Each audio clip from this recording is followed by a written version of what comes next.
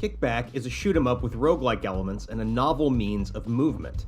While it's not the easiest game to get a handle on, it's an interesting challenge for experienced fans of the style. The player controls a damaged ship that only possesses the use of its armaments, and as such, the only way to move is via the recoil from the ship's weapons. The ship comes equipped with two weapons based on the pilot, at least one of which is used primarily as a mode of movement. This means that, unlike a typical twin-stick shooter, it's not possible to move and fire in different directions without some tricky maneuvers. The player will quickly unlock other ships that feature more conventional movement schemes, though they all have their own gimmicks.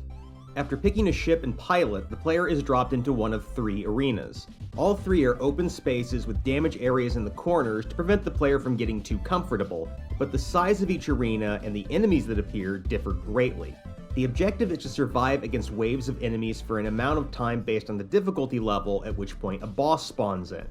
Defeating enemies and collecting dropped items powers up the player's ship. At set levels, the player will gain either a bonus to 1 of 5 fixed stats, a choice of a random upgrade that can be equipped to either of the ship's weapons or the hull, or an active ability on a cooldown. Each ship also levels up between runs, unlocking new pilots and weapons. Kickback has a definite learning curve. With the default ship, it can take a while to really get a handle on tight maneuvers, which becomes an issue when facing enemies that flood the screen with projectiles or larger enemies that are harder to dodge. On the other hand, the ship is durable and packs a punch, which really levels the playing field. There's also a lot of variety in the enemies, and few of them feel overpowered or frustrating to fight.